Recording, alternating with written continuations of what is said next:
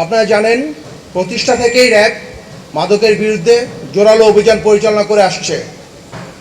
মাননীয় প্রধানমন্ত্রীর মাদককে যে জিরো টলারেন্স নীতি বলেছেন মাদকের বিরুদ্ধে, এই প্রেক্ষাপটে আমরা মাদক বিরোধী বিভিন্ন অভিযান জোরদার করেছি। করোনাকালীন সময়েও আমরা মাদক বিরোধী অভিযান অব্যাহত রেখেছি। চলো যাই যুদ্ধে মাদকের বিরুদ্ধে এই মূল মন্ত্রে সারা দেশব্যাপী র্যাব বিভিন্ন মাদক অভিযান পরিচালনা করে আসছে। মাননীয় প্রধানমন্ত্রীর জিরো টলারেন্স নীতির আলোকে আমরা বলতে চাই, কেউ আইনের ঊর্ধ্বে নয়। যারা এই মাদকের সাথে জড়িত হবে তাদের বিরুদ্ধে আমরা আইনানুগ ব্যবস্থা গ্রহণ করব। আপনারা জানেন, গত ৩রা আগস্ট ২০২১ তারিখ রাতে রাজধানীর বসুন্ধরা এলাকা হতে মিশু হাসান ও জিসানকে র্যাব গ্রেফতার করতে সক্ষম হয়। গ্রেফতারকৃতদের জিজ্ঞাসাবাদে প্রাথমিকভাবে আমরা জানতে পারি, রাজধানীর গুলশান, বারিধারা ও বনানীসহ বিভিন্ন এলাকায় পার্টি ও ডিজে পার্টির নামে বিভিন্নভাবে অনৈতিক কার্যক্রম পরিচালিত হয়। ফলশ্রুতিতে র্যাব গোয়েন্দা নজরদারি বৃদ্ধি করে। এরই ধারাবাহিকতায় র্যাব সদর দপ্তরের গোয়েন্দা শাখা ও র্যাব ১-এর একটি আভিযানিক দল গত ৪ আগস্ট দিবাগত রাতে রাজধানীর বনানী এলাকা হতে শামসুন নাহার স্মৃতি ওরফে স্মৃতিমণি ওরফে পরিমণি এবং নজরুল ইসলাম ওরফে রাজ সহ ৪ জনকে গ্রেফতার করতে সক্ষম হয়। উদ্ধার করা হয় একটি মিনিবার, পরিচালনা করার বিভিন্ন সরঞ্জামাদি সহ বিভিন্ন বিদেশি মদ ও মদের বোতল সহ ইয়াবা, সীসা, এলএসডি, আইস। প্রাথমিক জিজ্ঞাসাবাদে গ্রেপ্তারকৃতদের কাছ থেকে চাঞ্চল্যকর তথ্য উদ্ধার করা হয়। গ্রেপ্তারকৃত শামসুন নাহার স্মৃতি ওরফে স্মৃতিমণি ওরফে পরিমণিকে জিজ্ঞাসাবাদে জানা যায়, পিরোজপুরের একটি কলেজ হতে এইচএসসি অধ্যয়নরত অবস্থায় ওনার ঢাকায় আগমন ঘটে। ২০১৪ সালে তিনি প্রথম একটি ছবির মাধ্যমে চিত্রজগতে অন্তর্ভুক্ত হন। তিনি এই পর্যন্ত ৩০টি সিনেমা সহ ৫ থেকে ৬টি টিভিসিতে অংশগ্রহণ করেছেন।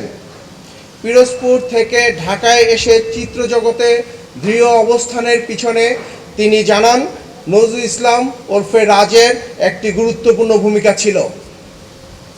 গ্রেফতারকৃত পরিমণি ২০১৬ সাল হতে অ্যালকোহলে আসক্ত হয়ে পড়েন। তার ফ্ল্যাট হতে বিভিন্ন ব্র্যান্ডের বিদেশি মদ উদ্ধার করা হয়। তিনি নিয়মিত অ্যালকোহল সেবন করতেন এবং মাত্রাতিরিক্ত অ্যালকোহল সেবনের চাহিদা মেটানোর জন্য তিনি তার নিজের ফ্ল্যাটে একটি মিনি বার স্থাপন করেন।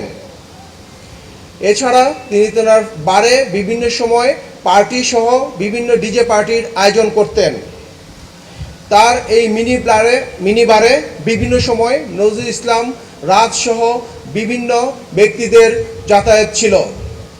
তার এই মিনিবারে অ্যালকোহল সাপ্লাই সহ বিভিন্ন সহযোগিতা করে আসত নজরুল ইসলাম ওরফে রাজ।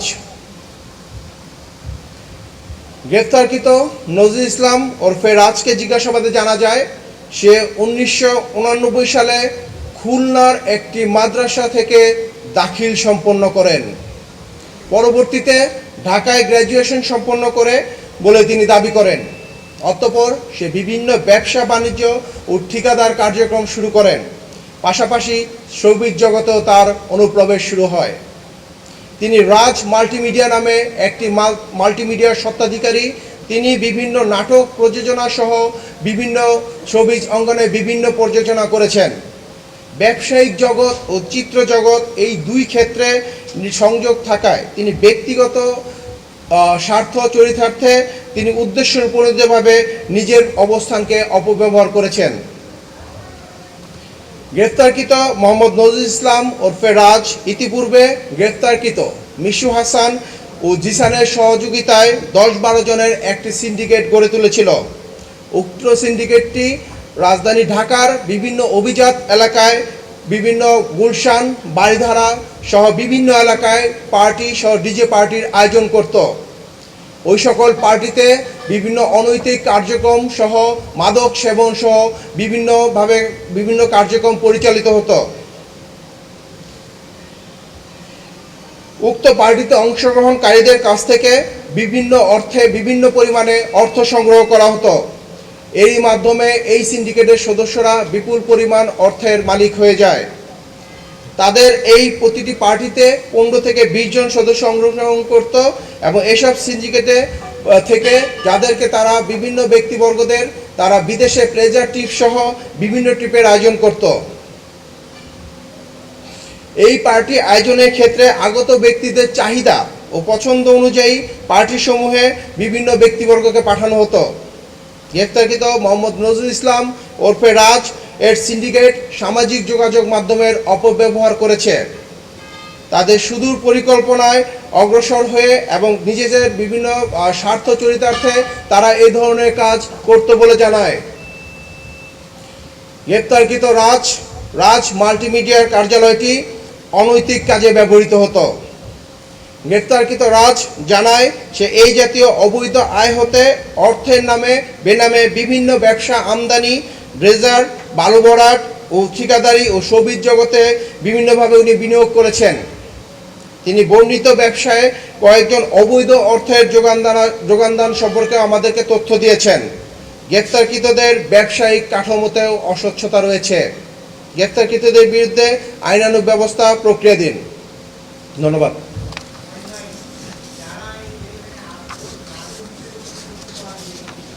তাদের বিরুদ্ধে কোনো ব্যবস্থা নেওয়া হবে কিনা?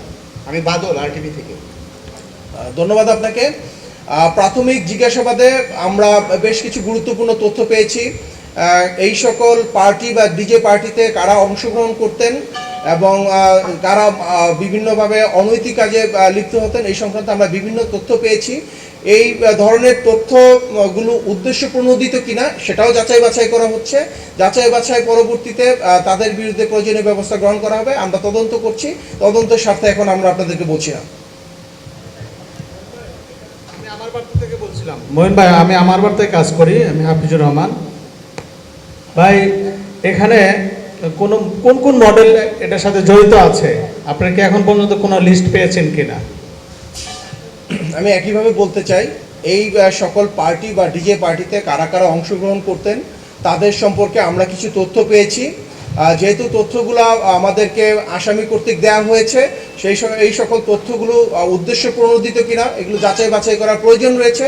এগুলো আমরা যাচাই বাছাই করছি এবং আমরা পরবর্তীতে তদন্ত করে আমরা আপনাদেরকে বিস্তারিত বলতে পারবো। শারমিন বিহা, ATN বাংলা থেকে।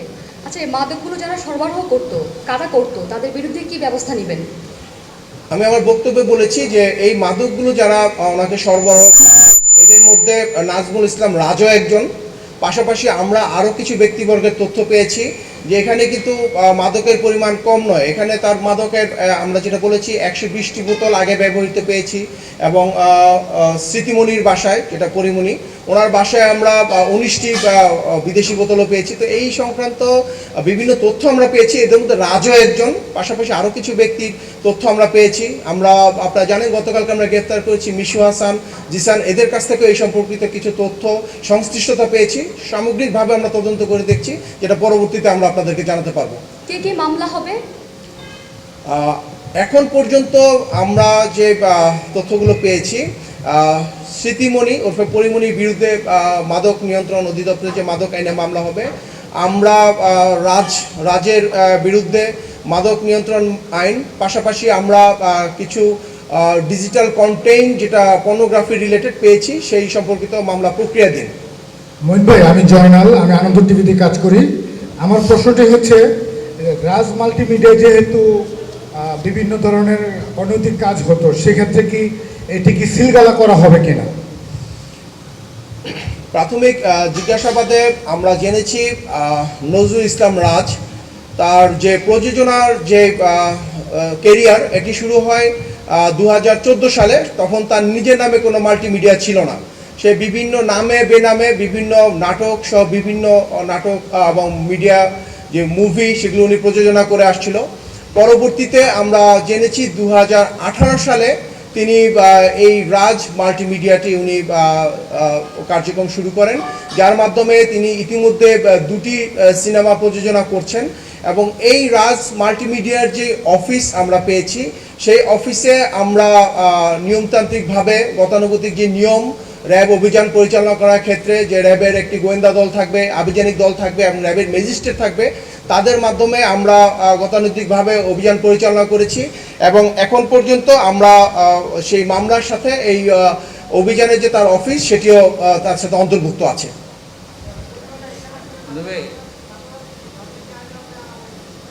শোনা যাচ্ছে না মহিন ভাই, সরি,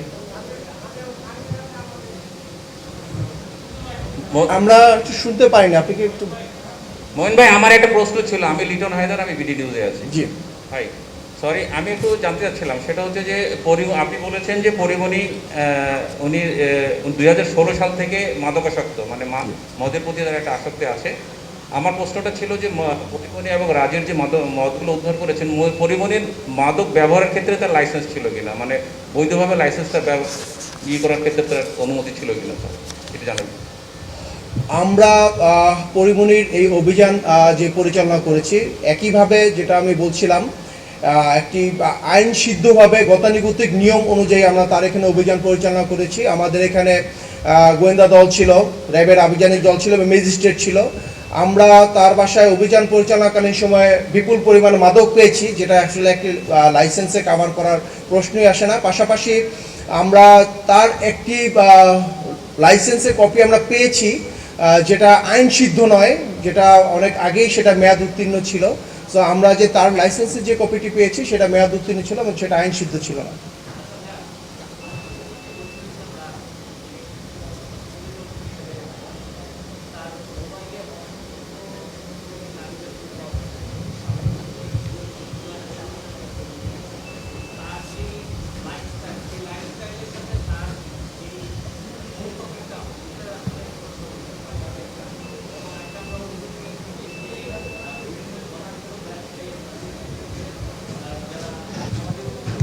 মানুষজন রয়েছে তাদেরকে টার্গেট করে তাদের কাছে এ ধরনের এই যে উঠতি বয়সী যে নারীরা আছে তাদেরকে এভাবে বিভিন্ন কাজে, অনৈতিক কাজে ব্যবহার করতো, এটা আসলে কতটুকু সত্যতা পেয়েছে? ধন্যবাদ আপনাকে।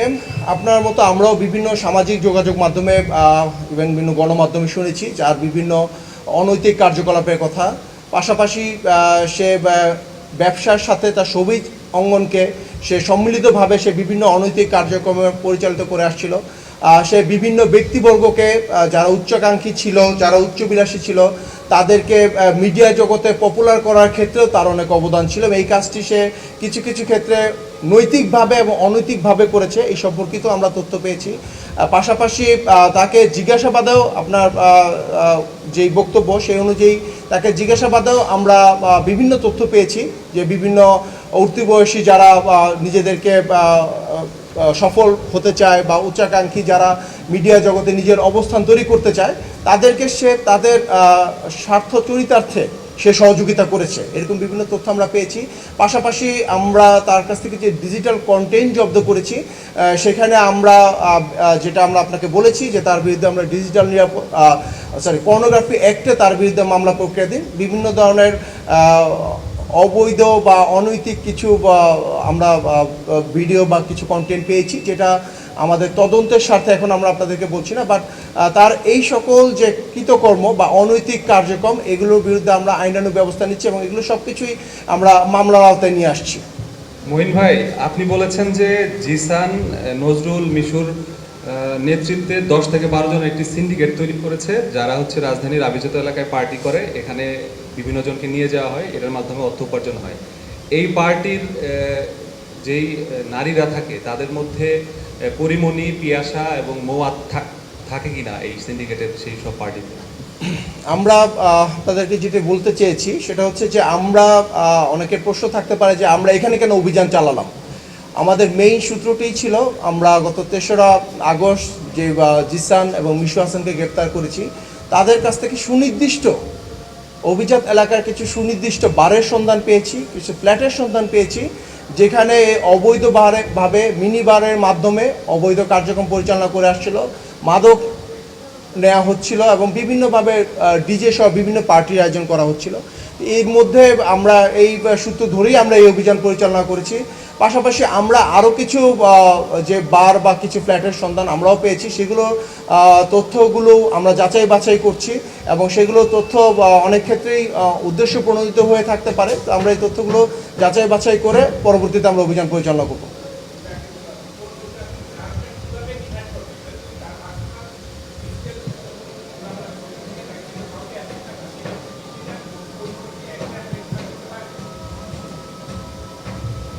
হ্যাঁ, সেটা পারেন?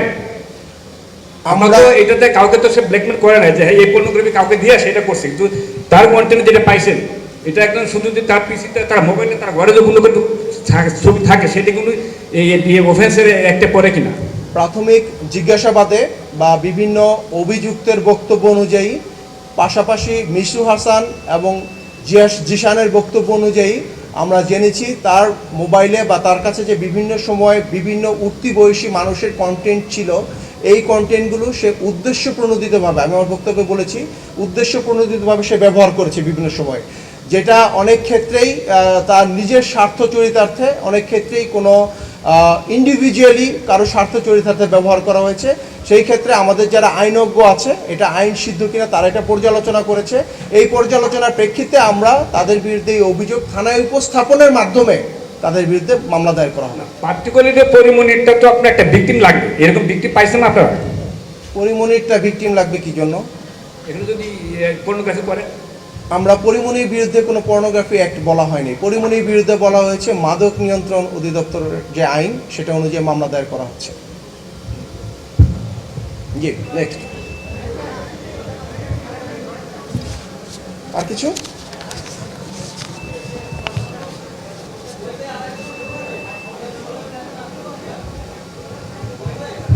মোহন ভাই, এই যে রাজের বিষয়টা একটু ক্লিয়ার হওয়ার জন্য আমার একটা প্রশ্ন। আপনি বলেছেন যে উদ্দেশ্য প্রণোদিতভাবে সে পর্নোগ্রাফি কন্টেন্টগুলো তৈরি করতো, এটা কি কন্টেন্ট তৈরি করতো কি বলেছি না? আচ্ছা, তার পিসিতে পাওয়া গেছে, এগুলো কি তার বাণিজ্যিক উদ্দেশ্য ছিল না ব্ল্যাকমেইলিং ছিল?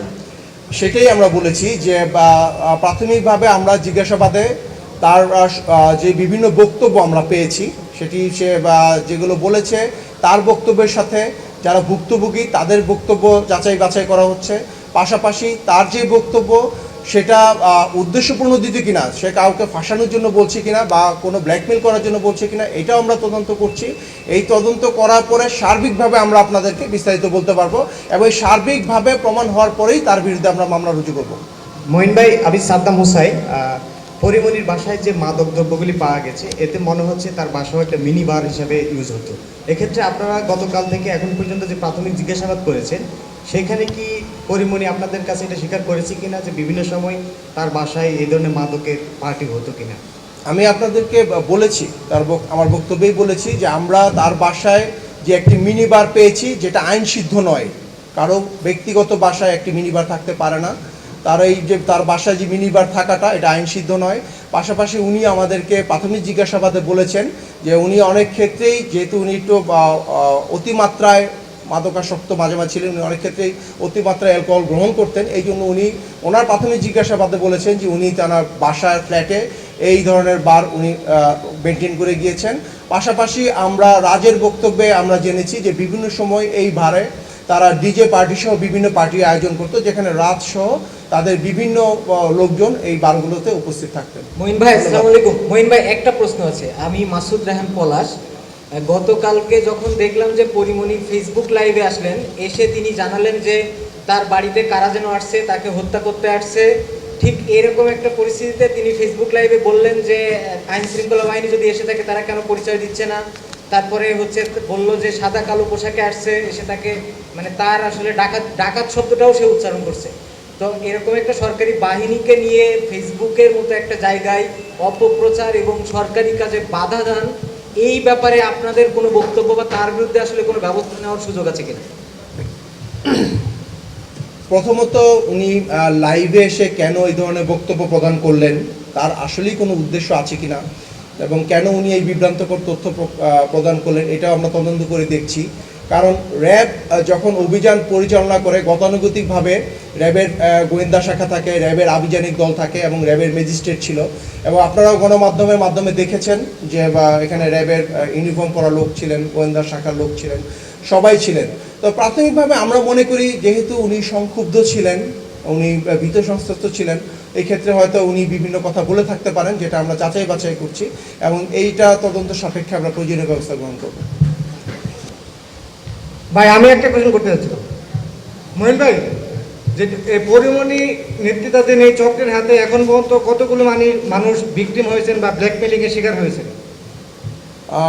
আমি যেটা আপনাদেরকে বক্তব্য বলেছি যে পরিমণির চক্র বলিনি, আমরা বলেছি নজরুল ইসলাম, রাজ, তারপরে জিসান, মিশু, এই একটি সংঘবদ্ধ চক্র ছিল যারা বিভিন্ন সময় এই ধরনের অপকর্ম করত, পার্টির নামে বা বিভিন্ন ডিজে পার্টির মাধ্যমে অনৈতিক কার্যকলাপ করত।